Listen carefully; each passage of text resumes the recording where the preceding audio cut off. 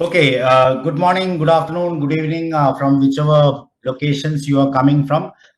Thank you for joining for this session. We are 2 minutes ahead now after 3 p.m. India time, that is 9:30 UTC. Some more participants may be right now joining in.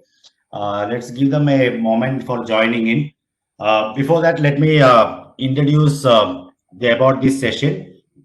This session is about briefing all the stakeholders, including the carrier's employees or staff, to understand what checks are performed at dangerous goods approval desk or hazardous cargo validation desk or department of carriers before they decide to accept a dangerous goods booking for loading.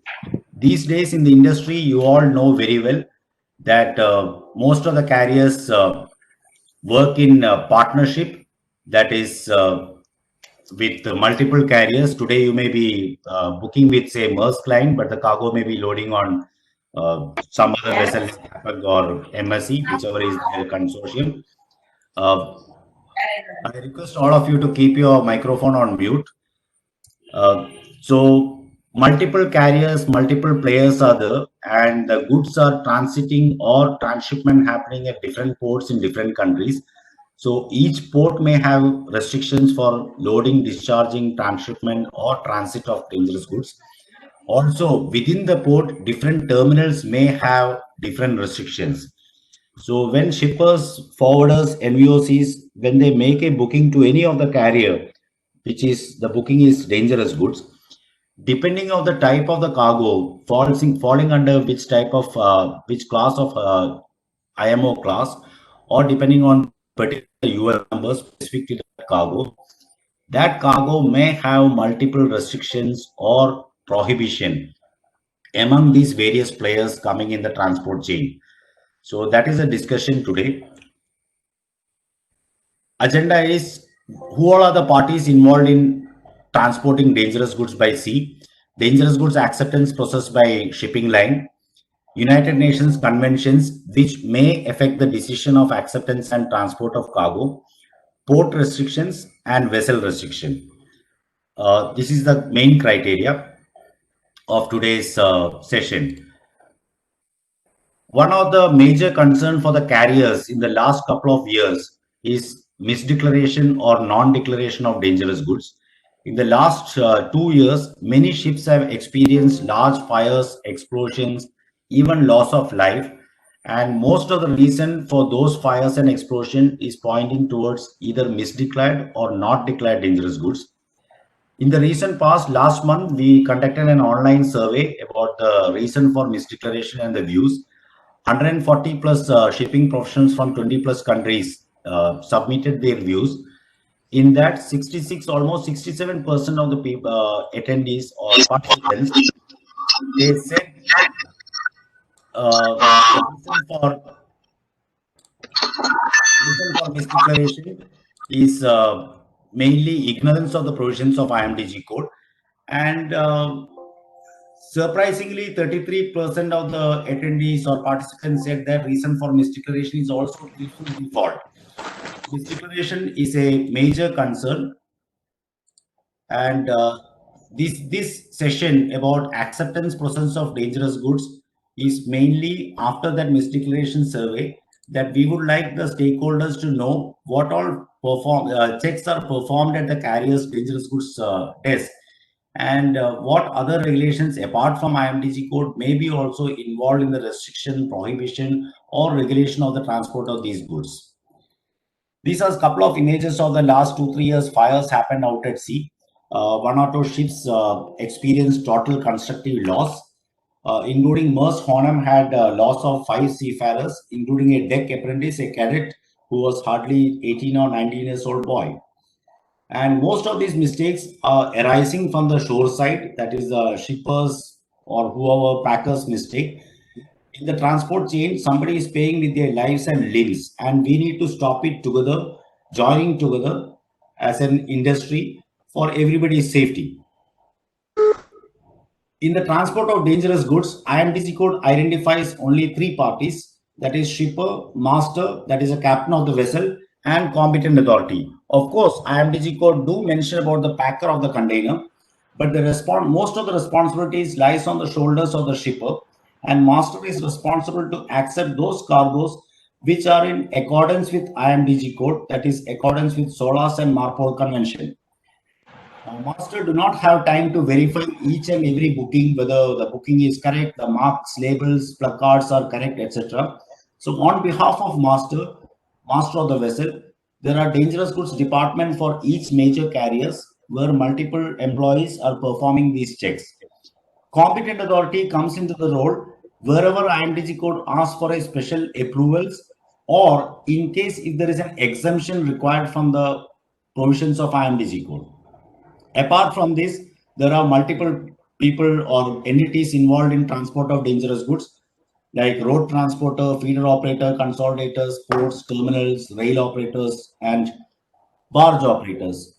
Sorry, something happened. Are you still able to see the screen? No, sir. Can you see now?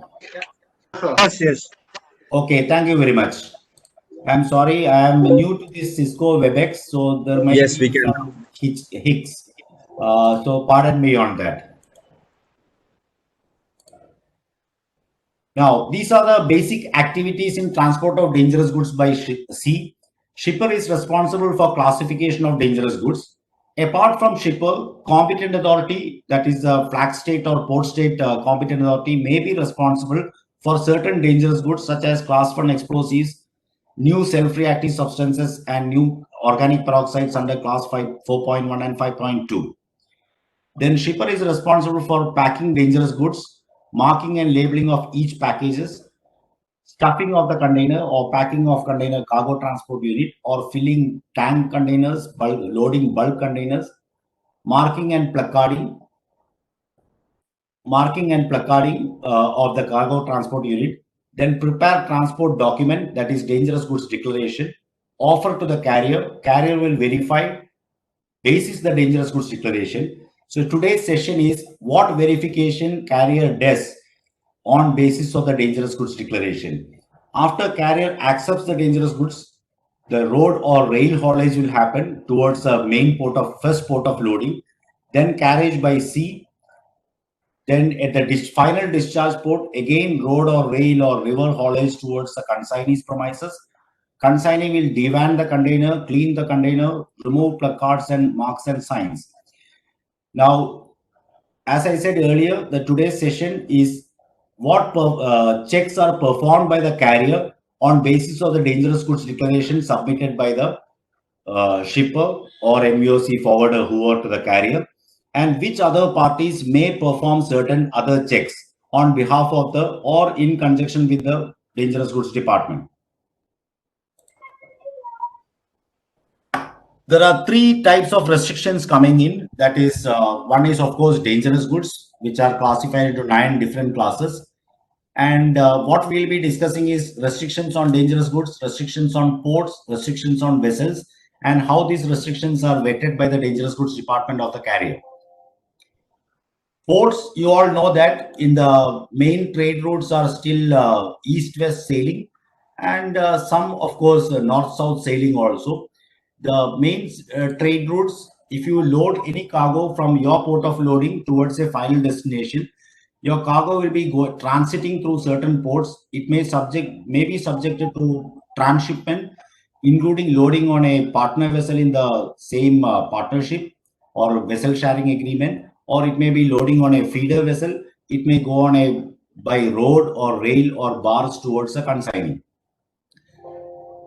When we look at the vessels carrying the dangerous goods, when we look at the vessel operator or the main carrier, if we talk about say CMA, CGM, Hapag-Lloyd, the One Line or Maersk Line, MSC, etc., the number of types of vessels involved in this are owned vessel, that is the company's own vessel, chartered vessel, vessel sharing agreement, and there are small feeders also in the feeder service. Standard booking request of dangerous goods will always have this vessel voyage information, port of loading, final discharge, port of discharge, equipment size type, that is 20 foot dry or 40-foot high cube, reefer, tank, etc.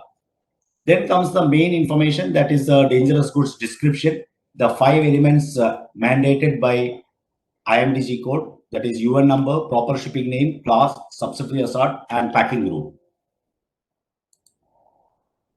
Dangerous goods description as per IMDG code, and all the carriers require the 5 elements, and that has to be declared in the same sequence 1 to 5. UN number, proper shipping name. Proper shipping name may be required to be supplemented with technical name when assigned with special provision 220, 274, and 318. And mind you, IMDG code chapter 5.4 only talks about 270 special provision 274 and 318 for technical name. Special provision 220 is not listed in chapter 5.4, but if you look at special provision 220, it says the technical name of the flammable part must be supplementing the proper shipping name. Point number 1 to 3, that is UN number, proper shipping name, and class is assigned for all dangerous goods. Some dangerous goods is having subsidiary hazard and packing groups also. Information supplementing the proper shipping name, that is technical name, empty unclean packaging, mostly ISO tanks and empty cylinders. If it is a waste, the word waste must precede the proper shipping name. So these are the points what the dangerous goods department cross verified. Elevated temperature substances, the word hot has to be added before the proper shipping name. If it is marine pollutant, shipper must write the words marine pollutant or marine pollutant / environmentally hazardous substance. Now, if you look at most of these dangerous goods declaration format, what carriers give to the forwarders and shippers, you will see marine pollutant, yes, no, and then you opt for the option yes or no. That is for their software filling up easy work, because whatever the shippers fill up marine pollutant yes or no, that is Yankee or Sierra, Y or S, then they update the software. But as per IMDG code, if the cargo is marine pollutant, the shipper must write the words marine pollutant. Class 3 and subsidiary hazard, shipper must write the flash point if the flash point is 60 degrees Celsius or below, and it must be written in Celsius closed cup test method. In the new IMDG code, that is a 40th amendment coming in, will be published in 2020.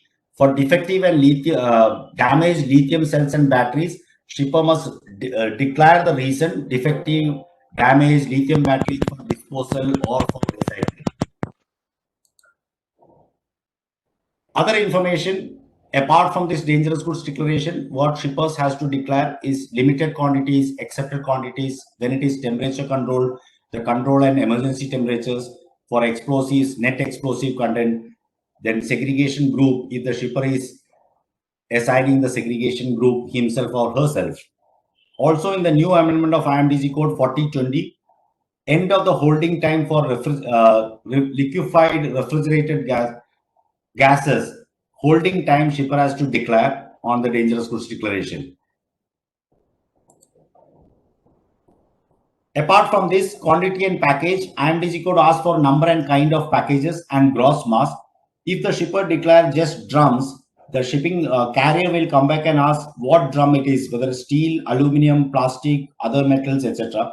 If you declare steel drum or plastic drum, again they will come back and ask whether it is removable head or non-removable head drum. Because these days, almost all shipping companies, they operate with softwares. All softwares are validating only the package description as listed in IMDG code. IMDG code does not ask the full description of the package, but it is required by the shipping lines for verification. So you cannot deny that information, your cargo will be rejected. Apart from this, shipping lines may ask details of inner packing, net mass, emergency response schedule, also emergency response telephone number and contact name. Let us look at the information flow right from the submission of the booking to the carrier till the consignee take the possession of the goods. Shipper submit details to the local booking desk. This submission of the details can be through each carrier's online portal or booking system, or through third-party systems like Freightbro or Indra, etc. The booking goes to the respective desk. certain respective desk manually assign it to the dangerous goods department, or in the booking system automatically it goes to the respective geographical dangerous goods department. Dangerous goods department or the approvers or validators, whatever you call, they verify the booking details against IMDG code, against all wayports and transshipment, transit, discharge ports, including the quantity limitation. And when required, they need to send with the other partner vessels if it is loading on partner vessel. The main carriers like Hapag-Lloyd, Maersk, MSC, CMA, CGM, One Line, etc., they have dedicated geographical desk for each geographical location from where dangerous goods is loading. I have colored the map here. I have taken some paint to color it to avoid even North Korea and Guantanamo Bay. In this map, you can see in the Caribbean, the Cuba is in yellow color towards Europe. That is because Cuba is having US embargo. So the US citizens sitting in the dangerous goods office in New York or Charleston or Newark, wherever, they are not supposed to handle any shipments going in or out of Cuba. So generally the mainland carriers, dangerous goods department in Europe or Asia will handle the Cuban shipments. Some of the carriers like Maersk Line, they have a global dangerous goods department in India, that is in Mumbai and Pune. So irrespective of whichever location the cargo is loading, the boys and girls in Mumbai and Pune will be handling those shipments. This is the flow map. Shipper will have contact only with the booking office. Shipper can never contact the dangerous goods department directly. Booking office pass on the information to the dangerous goods desk or the approvers. Approvers or dangerous goods desk, they will contact the vessel operators if it is a vessel sharing agreement. If the cargo requires chartered vessel owner's approval, they will contact the vessel owner, and they contact the stowage planner for certain cargoes. Also, they contact the load port, discharge port, transit port, and whichever rail operator, road operators, transporters, and barge operators when necessary. So shippers' contact will be only with the booking office, not with the dangerous goods department.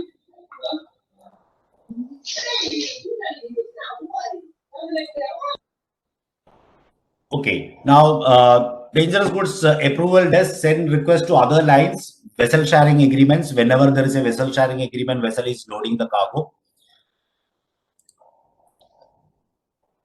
Some of the cargoes, especially when the peak seasons of reefer is happening at the particular geographical location, when many number of reefers are loading, other dangerous goods may have stowage constraints on smaller vessels.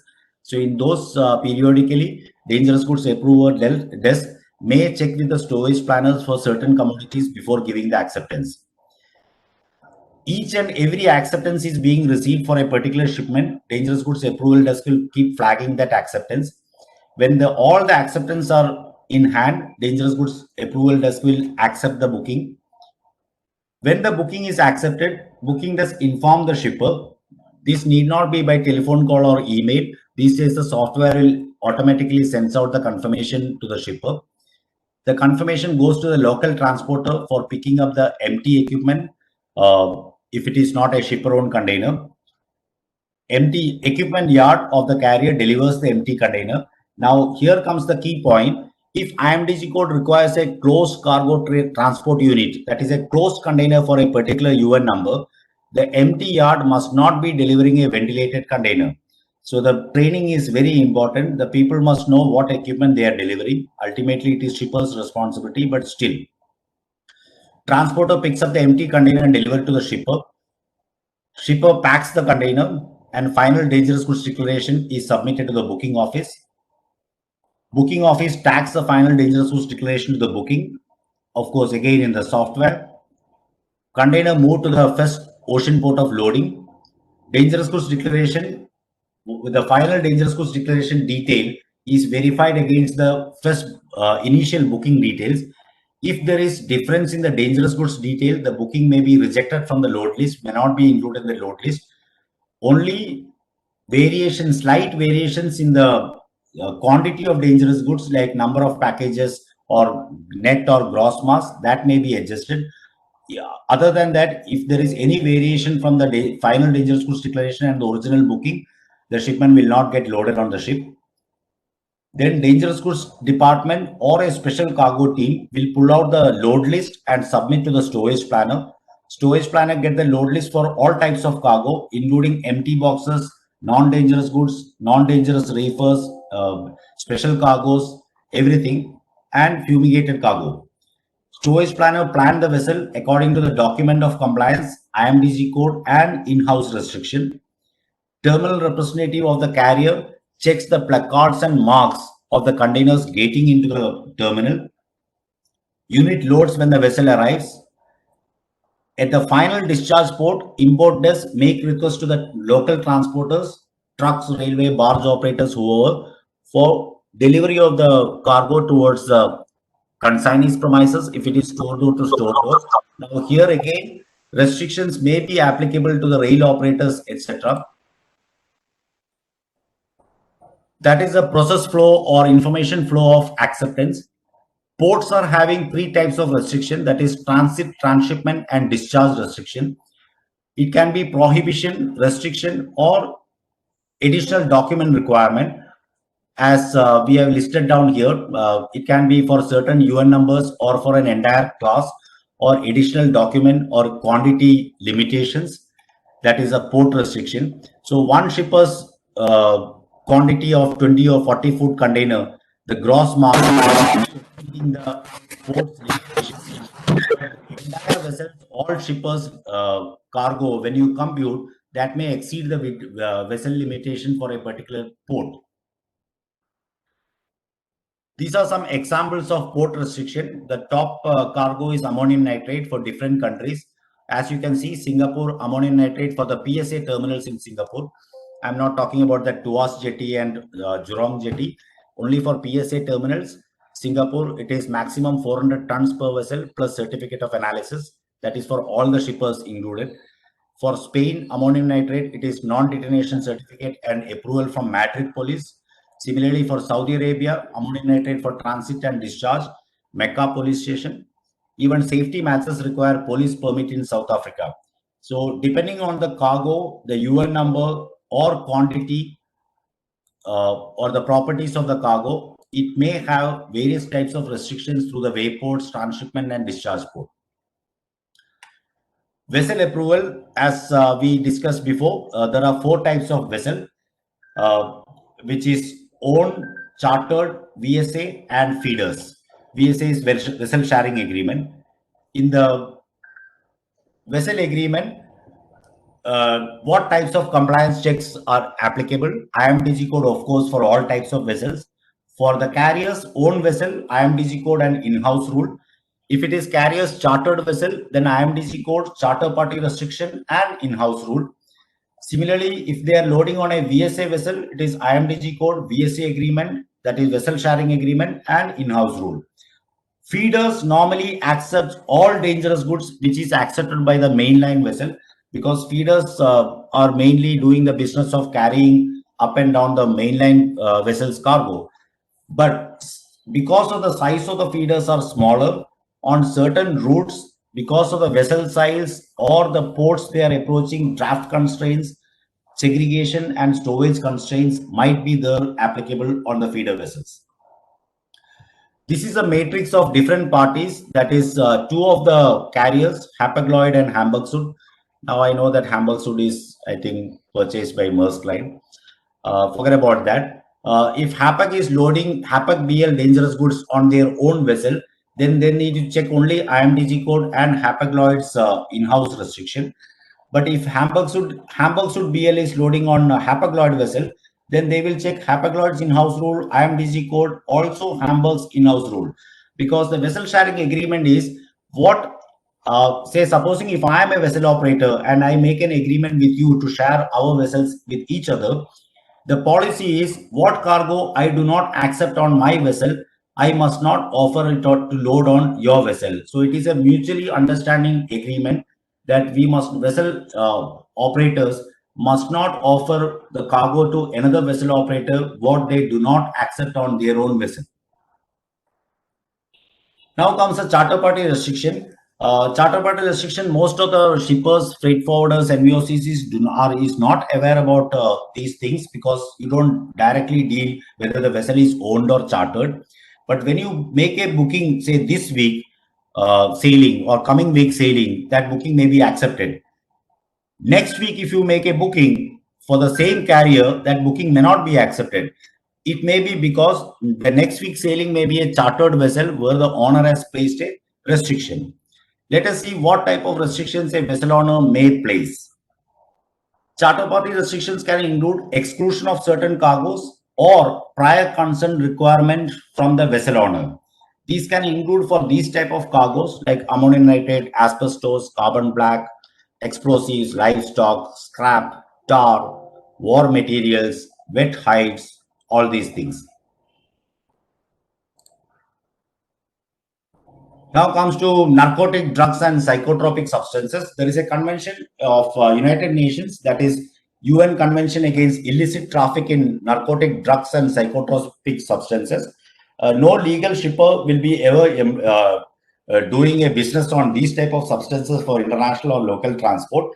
But let us understand where this convention can restrict or delay a shipment process. Pardon me for the slight pause when I am speaking because I am trying to mute whoever unmuted. Article 15 of this UN Convention Against Illicit Traffic in Narcotic Drugs and Psychotropic Substances talks about commercial carriers. Article 15 says commercial carriers to take reasonable precautions to prevent the use of their means of transport for doing this type of offenses. And each party shall require, each party is the member states, those countries who ratified this convention. So the vessel operators or the carriers, when we book a dangerous shipment to the carrier, the shipper may not be transporting something narcotic or psychotropic substances, but it may be the purchasers for making these substances. So the carriers may check this verification from which country to which country, who is the end user and what is the end usage, whether it requires national competent authority, that is a drug control authorities, import and export licenses. These are some of the chemicals listed, not some of the chemicals, all the chemicals listed in the UN Convention Against Drugs, Table 1 and Table 2. Table 2, you can see the UN numbers that I have prepared this table for easy understanding. You can even see potassium permanganate UN 1490. So supposing if you are exporting potassium permanganate, say to South America or to Afghanistan, these type of requirements may come even if you are sending it to US or Europe, where Narcotic Control Board export license may be required, including the import countries narcotic and drugs and alcohol control boards approval or authorization. Montreal Protocol is for prohibition of the usage, production and transport of ozone depleting substances. So whenever ozone depleting substances, those gases are taken up for transport, depending on the final discharge countries, transit and transshipment ports, there may be additional checks and verification, including permits and authorization from both the export and import country. There was a classic case which happened in last year. R32 is a flammable gas and R22 is a non-flammable, non-toxic gas of class 2.2. Shipment of R22, which is non-flammable gas originating from China, was imported to Pakistan, transshipment at Dubai. The cargo was declared as the R32 as a flammable gas. And the tank displayed large stickers as the content as R32. However, the container was not classified as flammable. Now you see, initially we learned that terminal representative of the carrier must check or do check the placards and marks on the cargo transport unit. If the origin port terminal representative had actually cross-checked and verified the placards and marks, this misdeclared cargo would not have loaded from China. What happened next when it discharged in Pakistan? The custom officer Asim Awan informed to the Rahmatullah, whoever is a custom officer. Rahmatullah had received training to detect ozone depleting substances through misdeclaration and mislabeling, and found out that that cargo is actually misdeclared. So this UN protocols and conventions also require custom officers and other related entities to be trained for detecting misdeclared, mislabeled, or undeclared cargoes which has UN restrictions. Chemical Weapon Convention. Chemical Weapon Convention has three schedules. Schedule number 1 is high risk chemical, which is having no use in the commercial industry. Schedule 2 is not generally produced in the commercial industries. Schedule 3 is the cause of concern mostly in the international trade, because Schedule 3 chemicals are largely produced in large scale. It is produced in the commercial industry for legitimate business, but it can also be used for making chemical weapons. So if you are transporting any of the chemical, if our dangerous goods falls under Schedule 3, Schedule 1 and 2 is very rare chance, Schedule 3, then the carriers may check additionally about this chemical weapon convention requirement. You can see, you may be able to see the photograph of a little girl writing something on a whiteboard with a felt tip pen. Now, I'm not telling felt tip pen is a chemical weapon. Of course, it can be used as a narcotic if you keep sniffing on it. Don't do that. Dual use chemicals are those chemicals which are having use in the commercial industry but can also be used for manufacturing chemical weapons. Now, thiode glycol is a chemical which is used in the felt tip pens. This same chemical can be used as a precursor for making mustard gas. Mustard gas is a chemical weapon. So depending on what chemical you are shipping from one country to another, if it falls under chemical weapon convention, it may require authorization like export import permit, or carriers may reject without these permits. Non-dangerous, dangerous and waste. Of goods from its birth to death or birth to final day journey, it may change from one category to another. Example, lead acid battery. A brand new lead acid battery which is never filled with electrolyte is not a dangerous goods. The moment it is filled with electrolyte, it becomes class 8 corrosive. If the battery is non-spillable, filled with electrolyte and passed pressure and vibration test, of course, there is another criteria that it should not leak when it is having a crack in the body at 55 degrees Celsius. Then it again becomes non-dangerous. If it is a used battery, old, going for recycle or disposal, then it falls under dangerous class 8 as well as Basel Convention waste. 49 CFR Code of Federal Regulation title number 49 is transport of goods in United States. In that 49 CFR part 100 to 188, I believe, it is having additional requirements above United Nations model regulations and IMDG code. So some of the goods which is not regulated by IMDG code may be regulated by 49 CFR within US. So if anybody is exporting these goods into the United States, then from the origin port of loading itself, the documentation, placarding, and marking of the cargo transport unit must meet the 49 CFR requirement before discharging into the US port, first or second port in US, final port in US. Otherwise, it may be subject to penalty and detention by United States Coast Guard. There are something called combustible liquids in 49 CFR, which is not listed or classified in IMDG code. Also, instead of UN numbers, there is something called NA numbers, that is North America numbers. Additionally, for certain dangerous goods, which are dangerous goods in IMDG code, 49 CFR may require poison inhalation hazard mark on the cargo transport unit. Also, reportable quantity, the letters RQ in the dangerous goods declaration or shipping papers. You can see at the bottom of the screen two examples. NA 1993, that is North America 1993. The proper shipping name is combustible liquid NOS, applicable only for 49 CFR. The same 1993 in IMDG code is UN 1993. The proper shipping name is flammable liquid NOS. So shipping into USA, you need to check 49 CFR also, not only shipping into USA, from USA, export from USA.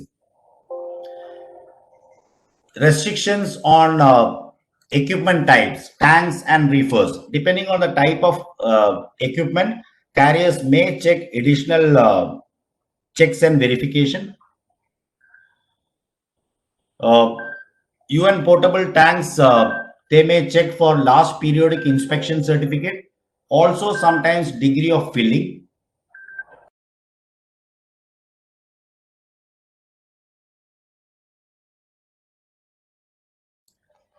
I'm sorry for that gap. There was some repeated call.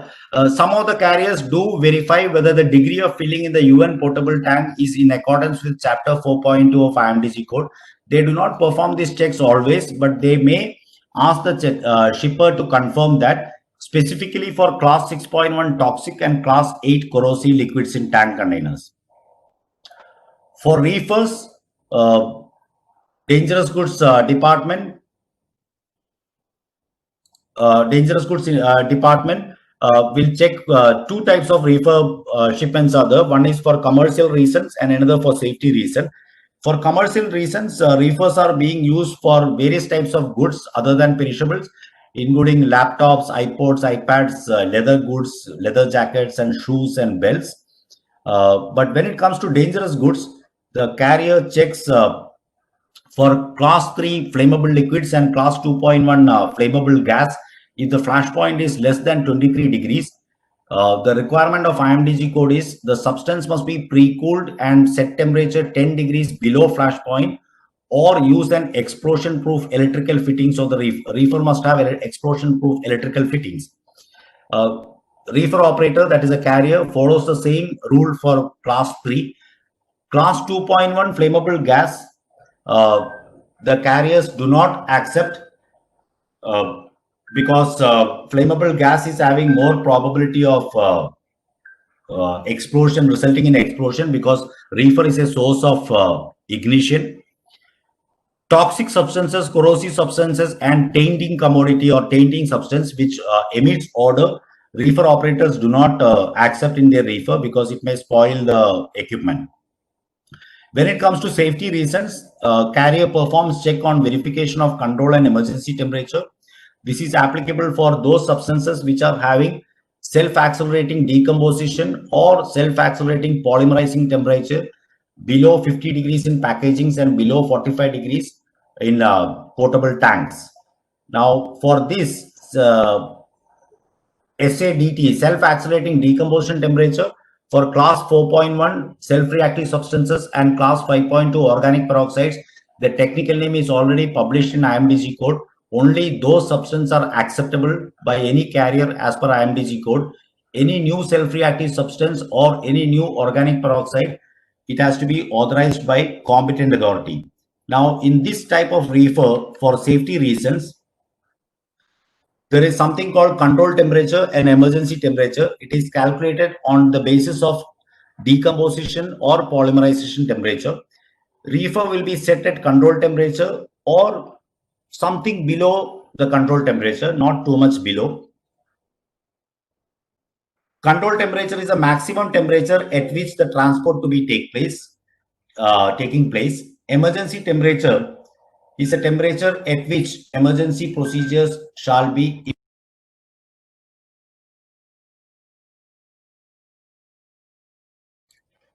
And emergency temperature, let me explain to you what is this.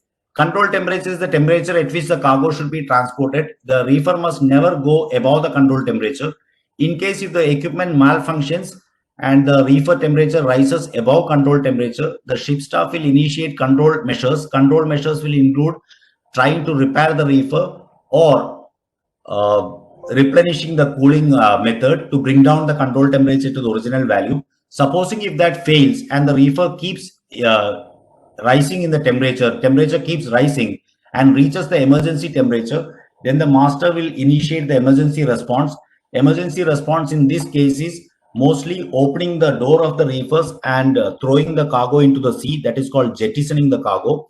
These type of reefers will be loaded only on deck. Also, the shipper will have to pay for additional 6 or 8 slots of flat track containers, because the flat track containers will be stored around the reefers, so the ship staff can walk around the reefer during an emergency. The right hand side image is the reefer slot plug points or power sockets on board a ship. Reefer safety reasons, again I said the safety reason, the master must be provided with operating instruction. So at the load port before loading, the carrier will ensure that the shipper's representative goes on board the ship and brief the master and the electrical engineer on board ship, including giving the spare parts when necessary.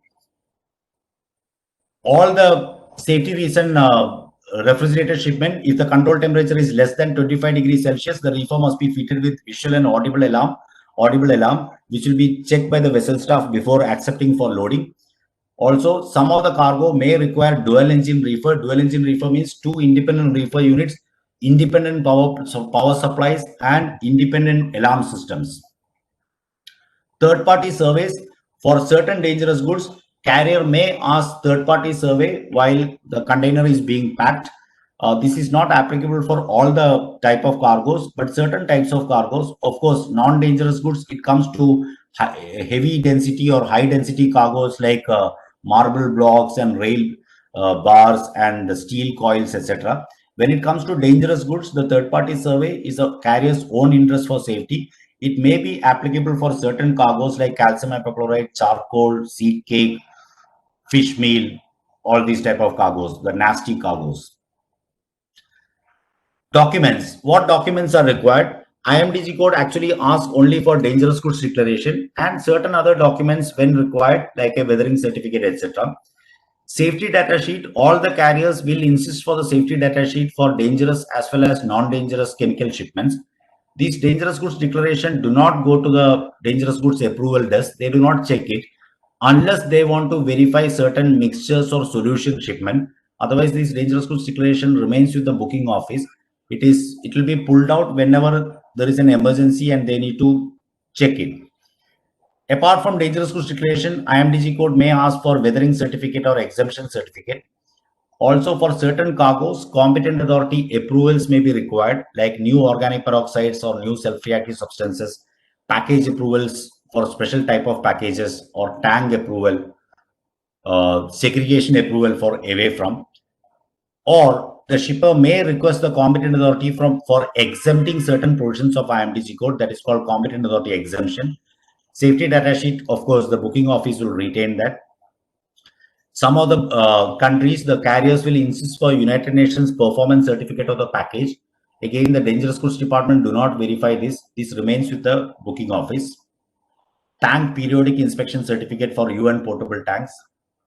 Letter of indemnity for direct delivery confirmation. Certain ports are having restrictions for certain goods that it will be accepted only for direct delivery. That means it cannot stay at the terminal. So before loading from the origin port, the consignee must give a guarantee to the discharge port that he or she will take direct delivery, including the arrangement of the pickup and delivery truck. Then the port will grant the permission for accepting that cargo. So that letter also may be required. End user certificates may be required for certain types of cargoes like ammunition, dual use chemicals, or the chemicals falling under United Nations Convention Against Illicit Drugs and Narcotics. There are various reasons for rejections by carriers. Rejections can include prohibition by vessels in-house rule or the carrier's in-house rule. It may be prohibited by vessel owner, like charter party agreement or vessel sharing agreement, the vessel operator. Transit, transshipment, discharge port prohibition, or quantity limit exceeding for that particular UN number or the class of dangerous goods for the wayports. Direct delivery confirmation from the consignee, if that is not available, it may be rejected for that particular port. Import-export permit, non-availability of that. Special documents like certificate of analysis or competent authority approval when it is required, and if it is not furnished on time, the booking will be rejected. Technical name missing or not matching the proper shipping name. Actually, whenever the IMDG code asks for the technical name, technical names are mostly assigned for generic entries and NOS entries. So the chemical declared under the technical name must match the description of the proper shipping name. So if it is not matching, the carrier will reject. Similarly, if the packing details are insufficient, booking can result in rejection. Segregation within the container for multiple dangerous goods can result in rejection. Reefer temperatures, as we just discussed, not according to IMDG code. Flashpoint and packing group not matching for class 3.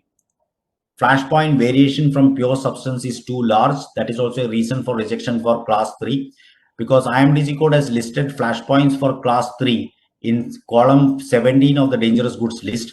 But column 17 is not a mandatory section of IMDG code. It is a recommendatory section. The flashpoint listed in column 17 is for pure substance. So in case if the manufacturing of that substance involves any impurities, flashpoint is most likely tend to go upwards. So if the large variation is there from IMDG code reference flashpoint and the actual shipment, it may result in rejection. Information in dangerous goods declaration, that is a final dangerous goods declaration, if that information is mismatching or not matching the original booking details submitted, then it can result from cutting off from the load list or rejection at the 11th hour. Segregation and storage restriction on vessels. These days, this type of rejection is very less on the mainline vessels because the vessels are too large in these days. They can carry 14,000, 18,000 and 20,000 CTUs. But depending on the trade route and which vessel, where it is loading, if it is a smaller vessel, storage and segregation restrictions or constraints may result in rejection of the shipment. Let us look at one final part, how the carriers perform the check on stowage and segregation on vessel. We will not go too much into the segregation, but stowage. If you offer class 3 or class 2.1 or class 4.2, 4.3, 6.1, is all the ships certified to accept all these cargoes, including in their cargo hold and weather deck? All ships are issued with a document of compliance. This document of compliance is issued under Safety of Life at Sea Convention, that is SOLAS Convention, Regulation 2219, which deals about special provisions for ships carrying dangerous goods. Regulation 22 is fire detection, fire prevention, and fire protection, that is for firefighting on board ship. So there is a DOC issued to the each and every vessel. That document of compliance will chart out or lay out the vessel. Like from the forward section, you can see cargo hold number 1. CH1 is cargo hold number 1, cargo hold number 2. Then engine room, accommodation. The last one towards the aft of the ship or behind the ship is cargo hold number 7. And on deck spaces are weather deck number 1 and weather deck number 2. That is on deck cargo. So when we request the carrier for accepting certain dangerous goods or any dangerous goods on a, say, next week sailing, tomorrow sailing, whatever, whichever vessel is involved, the storage planner will check which cargo hold can carry those cargoes. You can see here the cargo hold, cargo spaces are listed as 1 to 7 and weather deck 1 and 2. Class 1 to class 9 is listed. If you look at class 9, there are 2 class 9s listed here, including goods evolving flammable vapor and goods except goods evolving flammable vapor. So goods evolving flammable vapors are those polymeric beads that is permitted in cargo spaces, cargo hold number 1 to 3 and on weather deck 1 and 2. So cargo hold number 4, 5, 6 and 7 cannot accept that cargo.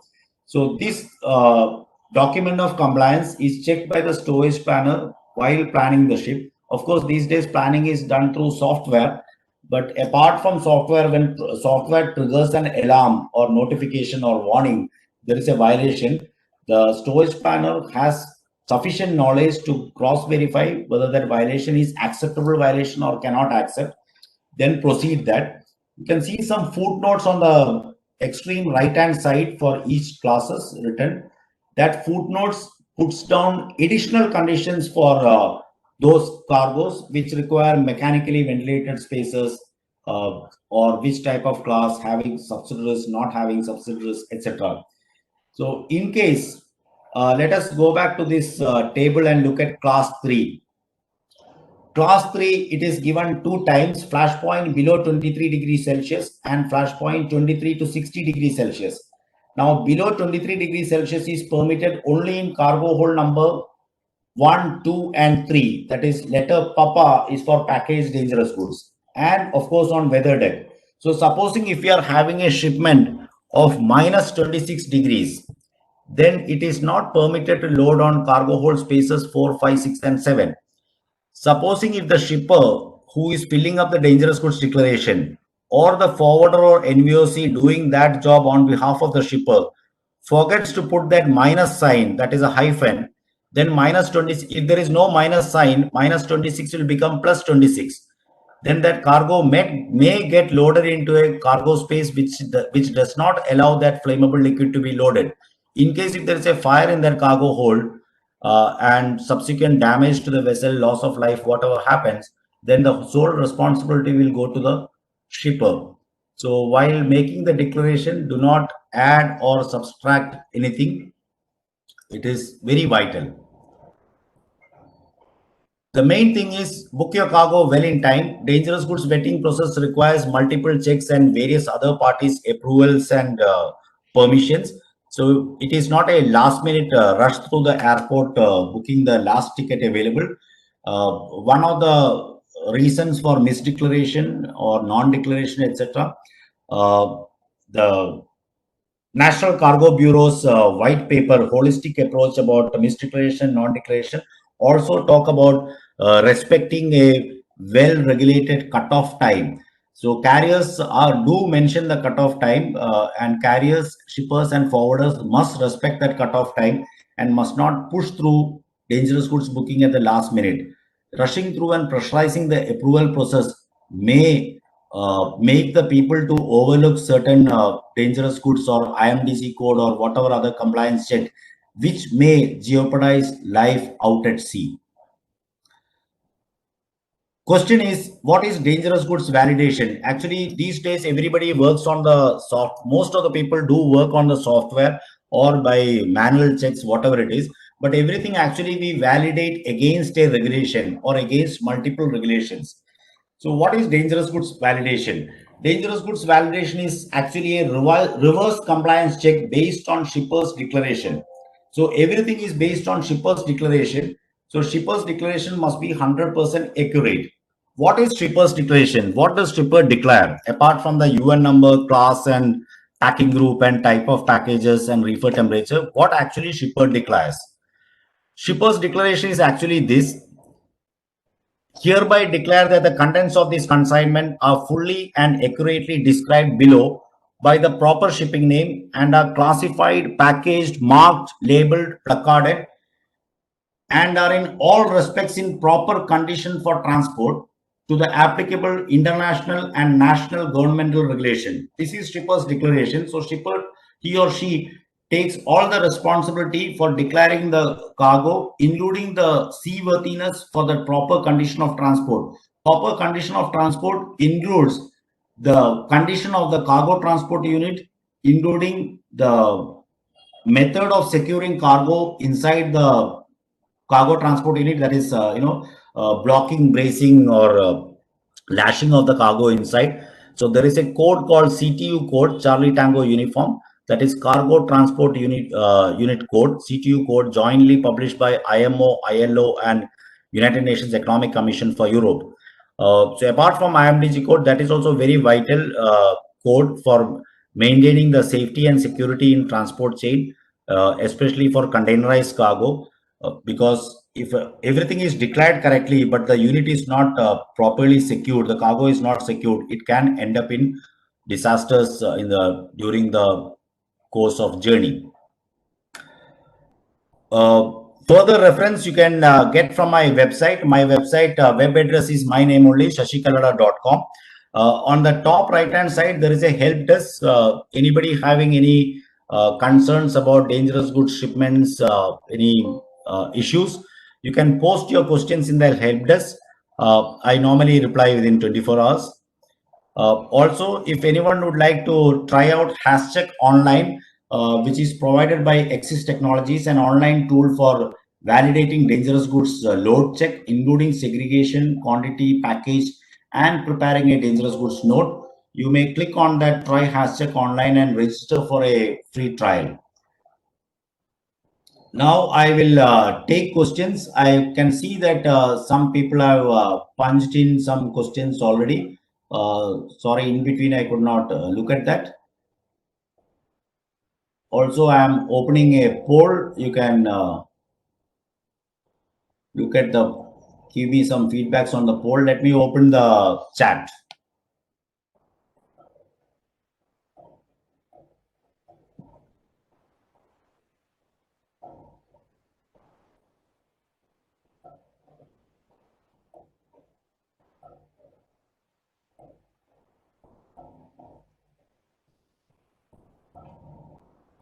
Okay, somebody has asked about Mumbai port. That is a very interesting question. I am online. You can still keep on typing your questions in the chat. Let me answer one by one. Question is there any facility available to destination port at Mumbai to inform load port when they inquire about dangerous categories allowed to be shipped to India? Okay, to be very frank, I am not really aware about that. I am from India. I live in India. Last, I think, 20-25 years, I am in India only. But India is one country I do not know much about. I will try to find out about these Indian port restrictions and try to publicize through my website.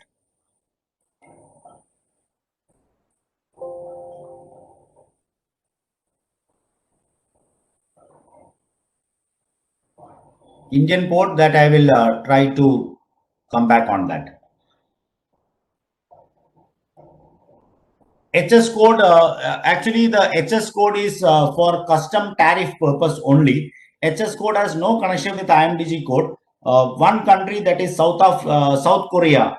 South Korea did some study to use the HS code as a basis for detecting misdeclared and non-declared cargo, which they invested thousands of dollars and man hours, and they found out certain results from this, but it was not so encouraging. So HS code cannot be a basis for deciding about acceptance or loading or transporting dangerous goods.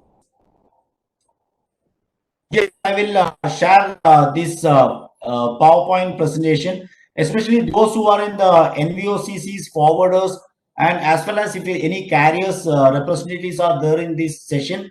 I would like you to pass this presentation once I share with you to your sales department, because my experience with dealing with sales department is very excited to take on new business, promising many things to the shipper, the sun and moon and stars, but it may not happen. Then they pressurize the booking and operational teams to get it loaded.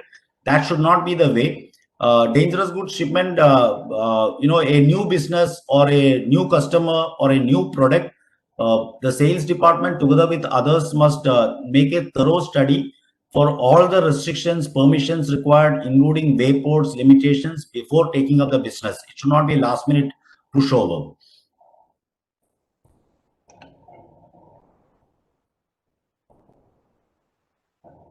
Someone had asked about that flow chart.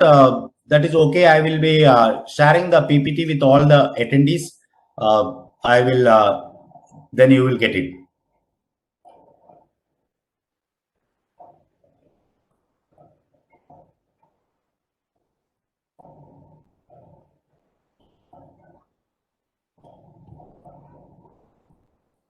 I am open here for some time. In case if you have any questions, you can punch in the chat, or of course you can go on to my website and post your questions in the help desk.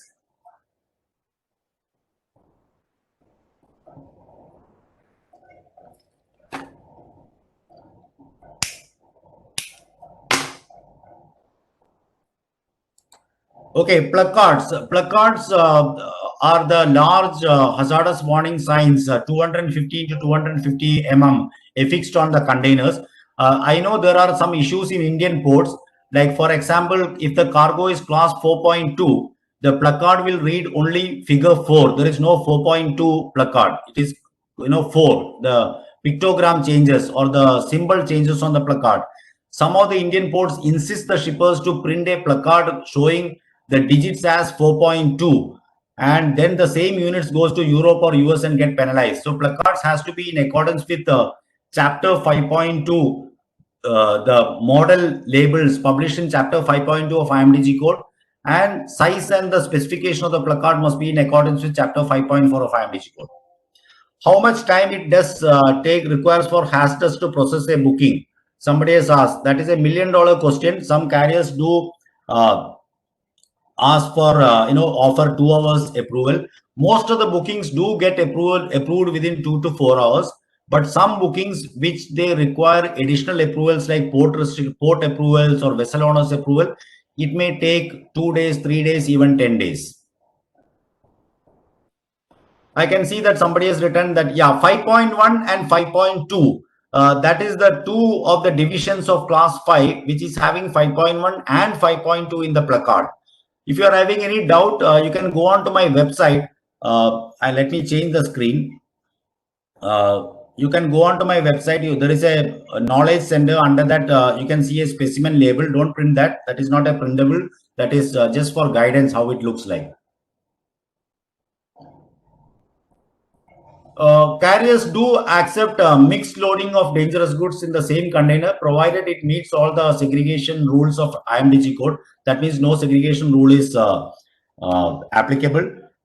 Then carriers do accept that. But some of the smaller carriers or smaller feeder operators, etc., they have a restriction on not to accept any mixed loading of in the single unit. I remember the Chilean carrier had that restriction. They never used to accept, but now I think that carrier is bought by somebody else. Indian ports, I'm sorry, my friend, I'm not having much knowledge about the Indian port restrictions because they do not publicize it anywhere on their website. I had requested, knocked my head on their walls many times to publicize these things on their website, which cargo is acceptable for loading, discharging, and transit through Indian ports. I can send you some information what is available. I remember your name, so I will send you some information what is available with me on Indian ports.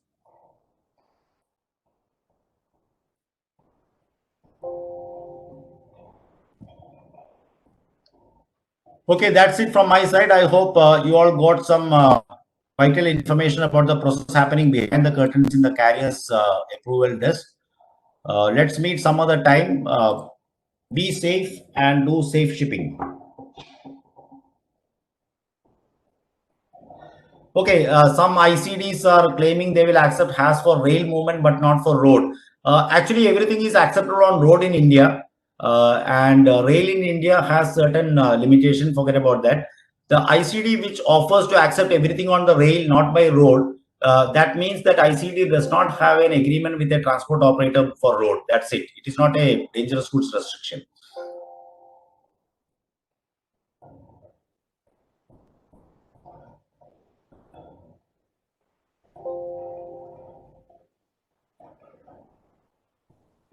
Okay, thanks everyone for joining in. Stay safe and do safe shipping. I am logging off now. Keep in touch if you have any questions through my website.